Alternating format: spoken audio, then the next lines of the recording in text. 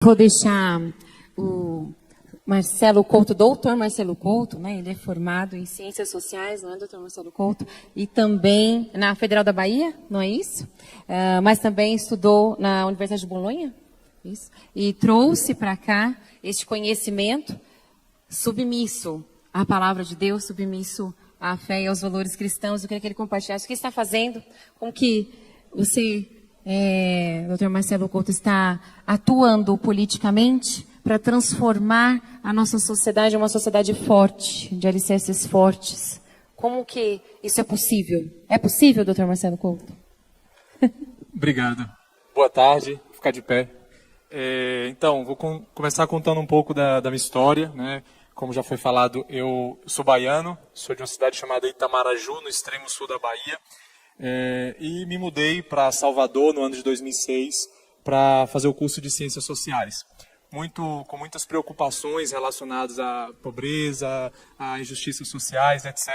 E fui fazer o curso de Ciências Sociais na Universidade Federal da Bahia, e fui selecionado no primeiro ano da faculdade para participar de um projeto de pesquisa que era financiado pela Fundação de Amparo à Pesquisa do Estado, que tinha um título Pobreza e Desigualdade Social, Rotas de Inclusão.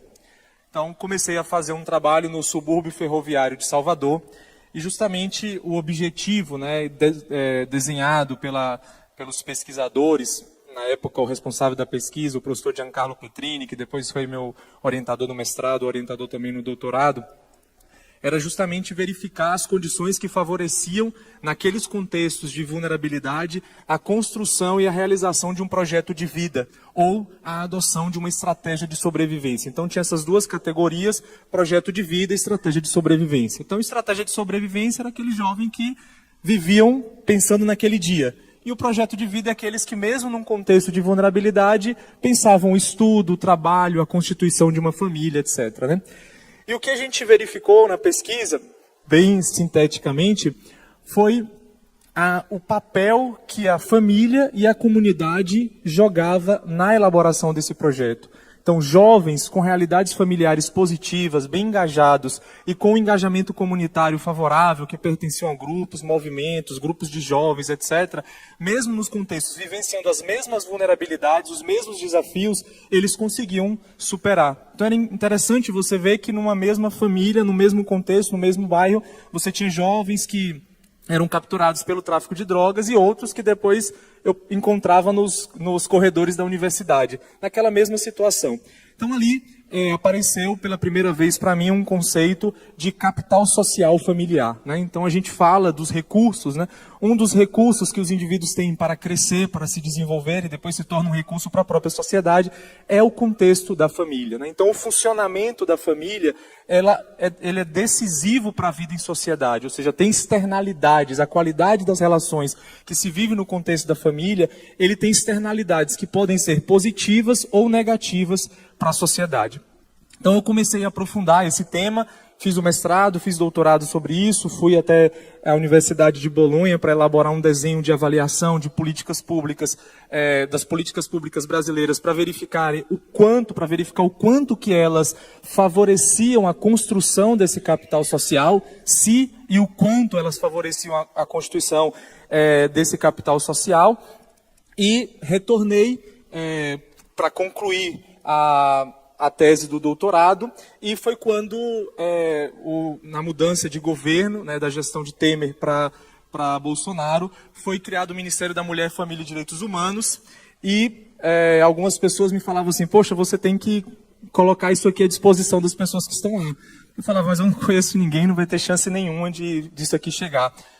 Eu fui tirar 10 dias de férias, porque eu já vinha 4 anos sem férias, doutorado, fui fazer o estágio na Universidade de Bolonha, voltando, trabalhando, crianças, né? Como ela falou, eu hoje tenho 6 filhos, na época eu tinha 3, e estava para nascer o quarto no último ano do doutorado, então nem tinha pensado nisso. Mas, por acaso, eu vim dar aula numa instituição aqui em São Paulo, para uma escola de cidadania e gestão pública, e o diretor acabou falando para a secretária, que tinha sido indicada secretária nacional da família, a doutora Ângela Gandra, que eu tinha dado uma aula sobre isso. Ela falou, vale a pena você conversar com ele. Dessa conversa no WhatsApp saiu um convite para trabalhar com ela. Eu fiquei 4 anos, de fevereiro, né, de fevereiro de 2019 até 1º de janeiro de 2023, no Ministério. E hoje eu estou na Secretaria de Família, Cidadania e Segurança Alimentar do município de Osasco. E o que a gente faz? Então, eu tive a graça de poder traduzir para a prática, para a política pública, aquilo que eu já vinha estudando há aproximadamente 10 anos. Então, começamos em Brasília a implementar programas de fortalecimento dos vínculos familiares. Porque quando a gente fala do alicerce de uma sociedade, um dos alicerces fundamentais é a família, né? E toda a tradição judaico-cristã está aí para dizer o quanto que a família é um alicerce decisivo para a sociedade. Porém, muitas famílias não funcionam adequadamente e não desempenham, porque a família é um alicerce para a sociedade em potencial. É preciso que as famílias desenvolvam esse potencial. Os pais têm uma possibilidade de ser um grande fundamento para o desenvolvimento de seus filhos, mas não são necessariamente. Isso depende da natureza e da qualidade das relações que se vive na família. Então nós começamos a implementar um programa de fortalecimento de vínculos familiares, de promoção de habilidades parentais, ou seja, de ajudar os pais a desenvolverem habilidades, né, na interação com os seus filhos que favoreçam o desenvolvimento deles e que coloquem eles distantes de comportamentos de risco. Há mais ou menos 40 anos, tem um corpo de evidências que vem se consolidando, que relaciona a interação entre a qualidade da parentalidade e uma série de comportamentos de risco. Então, por exemplo, um estudo realizado aqui no Brasil com crianças do 6º e 7º ano mostrou que filhos de pais negligentes têm o dobro de chance de ter iniciado a vida sexual aos 13 anos. Então, a qualidade da interação parental. Se os pais vivem uma relação adequada com seus filhos, o que isso significa? Expressão afetiva, monitoramento, supervisão, amor e limites, basicamente, que é a lição que o cristianismo vem trazendo desde sempre, né? Educar os filhos e, ao mesmo tempo, não exasperar os filhos, né? Paulo fala, né? Pais, não exaspereis os vossos filhos, né? Então, todo esse legado, o que a ciência vem mostrando? Que à medida que os pais têm essa interação, isso está protegendo as crianças. A mesma coisa o uso de álcool e outras drogas. Também estudo feito no Brasil com dados da Pesquisa Nacional da Saúde dos Escolares, que é uma pesquisa que é feita periodicamente pelo IBGE, Ministério da Saúde, mostrando também a incidência de uso, de experimentação e problemas relacionados ao uso de tabaco, álcool e outras drogas na adolescência. Mais uma vez, pais que monitoram constantemente atividades dos seus filhos, sabem onde eles estão, o que eles estão fazendo, com quem eles andam, que horas retornarão para casa, e que expressam afeto, escutam os filhos, desenvolvem atividades com eles, se colocam à disposição para ajudá-los nos desafios que eles enfrentam, têm uma chance menor de terem problemas relacionados ao uso de drogas na adolescência. A partir da consolidação de todo esse corpo de evidências, que são dados, essas 2 pesquisas que eu estou falando foram feitas no Brasil, mas tem pesquisas dessas em todos os lugares do mundo, algumas até mais sofisticadas, porque tem um recorte temporal maior, acaba aferindo um impacto em outros aspectos. A gente aqui, infelizmente, os nossos recursos para pesquisa muitas vezes não são adequadamente direcionados, mas a partir desse corpo de evidências começaram a surgir programas de fortalecimento de vínculos familiares, justamente ajudar os pais a assumirem uma postura que os estudiosos chamam de uma parentalidade autoritativa. Então, criou-se um modelo de categorização dos estilos parentais, ou seja, da qualidade da interação dos pais com os filhos, que articula essas 2 vertentes, né? A responsividade, a escuta, a participação, o apoio, com a exigência, a supervisão, monitoramento, estabelecimento de regras claras e consequências para o caso de descumprimento dessas regras. Articulando essas 2 vertentes, responsividade e exigência, uma dose alta de responsividade com uma dose alta de exigência configura um estilo parental autoritativo, ou seja, um exercício adequado da autoridade parental. Uma dose alta de exigência, mas sem responsividade, sem afeto, sem apoio, sem escuta, configura uma parentalidade chamada de autoritária. Uma dose alta de responsividade, muita escuta, muita participação e muito apoio, sem exigência, ou seja, sem limites, sem regras, configura uma parentalidade permissiva. E a ausência, a pouca exigência e pouca responsividade é a parentalidade negligente. Então, uma série de pesquisas começam a mostrar a relação entre os comportamentos e esses estilos. Então, por exemplo, transtornos de ansiedade e depressão são mais verificados em filhos de pais autoritários. Comportamento antissocial e envolvimento em atividades ilícitas é mais verificado em filhos de pais permissivos. Ao passo que um desenvolvimento adequado, engajamento escolar, um bom desenvolvimento, a ausência de problemas relacionados às drogas, etc., é visto em filhos de pais autoritativos. Então, esses programas, eles ajudam os pais a direcionarem, assim, a sua parentalidade. São orientações. Então, é uma forma de ajudar famílias, as mais diversas, e no caso da política pública, prioritariamente famílias em situação de vulnerabilidade, a melhorarem a interação com os seus filhos. Quando estávamos no governo federal, uma das coisas que nós fizemos foi contratar uma pesquisa para avaliar o efeito, a efetividade dessa metodologia, de uma delas. Hoje a gente implementa 2 no município de Osasco, mas nós avaliamos uma no governo federal, que é o programa Famílias Fortes, que é uma tradução e uma adaptação para o contexto brasileiro de uma metodologia desenvolvida na Universidade Brookes, em Oxford, que é o Strengthening Families Program. Então a gente avaliou a efetividade desse programa em 5 regiões do país, uma aplicação que foi feita com aproximadamente 900 famílias que foram acompanhadas. Metade delas recebeu o programa, a outra metade não recebeu nada, mas famílias com as mesmas condições, referenciadas aos mesmos centros de referência da assistência social, com os mesmos índices socioeconômicos, moradores dos mesmos bairros, comunidades, etc. Então, uma parte delas recebeu o programa, outra parte não recebeu. E os resultados são surpreendentes.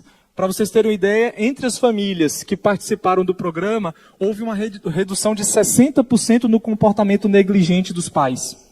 Dobrou a chance dos pais apresentarem habilidades de exigência, estabelecerem regras, limites claros para os filhos, consequências para o descumprimento de regras. Dobrou as habilidades de responsividade, apoio, participação, escuta dos filhos. E reduziu o score de conflito no ambiente familiar. Então, esses dados estão em linha com os desafios que nós vivemos. Se vocês olharem os últimos dados que a gente tem da Ouvidoria Nacional de Direitos Humanos, o Disque 100, né? Tem aquele número já bastante conhecido, quando você vê uma violação de direitos humanos, você pode fazer uma denúncia no Disque 100. O último relatório a que eu tive acesso, de todas as denúncias que foram feitas, 55% delas são denúncias de violação de direitos contra crianças e adolescentes. Dessas, 34% são denúncias de negligência. Então, nós vivemos num país onde uma parte significativa das nossas crianças são vítimas de negligência. E a gente está destruindo os alicerces. E o que é a negligência, senão o mau funcionamento de uma família?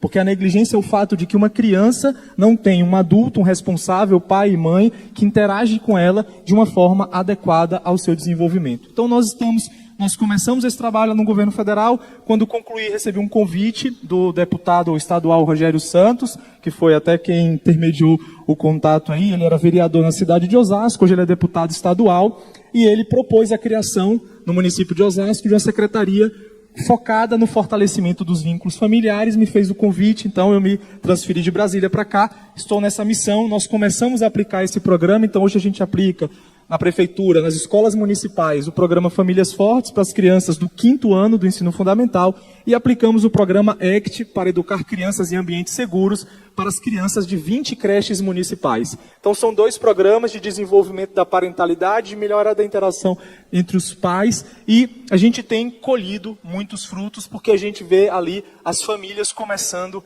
a funcionarem melhor. E aquilo que era a minha pergunta lá da pesquisa, se as políticas elas favorecem o desenvolvimento do capital social familiar, agora eu estou começando a ver a implementação de políticas. Mas isso só acontece graças ao empenho de pessoas, de cristãos comprometidos, no caso lá na prefeitura, na Câmara Municipal de Osasco, o vereador, hoje deputado Rogério Santos, que veio e criou uma frente parlamentar para a defesa da vida e da família, que propôs essa discussão, que criou todo um ambiente que permitiu a construção da secretaria e que hoje respalda o trabalho que nós desenvolvemos lá. Então eu acredito que essa é uma das formas de a gente favorecer a construção de uma sociedade forte, favorecendo que as famílias funcionem melhor, que os pais interajam de forma mais adequada com os filhos e que eles tenham condições para educar. Porque a gente reivindica o direito das famílias de educarem os filhos, e é necessário. Mas a gente também tem que ajudar tantas e tantas famílias a desenvolverem esse potencial de educar os filhos com amor e com limites para que eles possam se desenvolver integralmente e a gente possa favorecer a construção de uma sociedade melhor. Muito obrigado. Muito bom. Que ótimo, né? A gente está vendo aí cristãos frutificando, fazendo aquilo que devem fazer.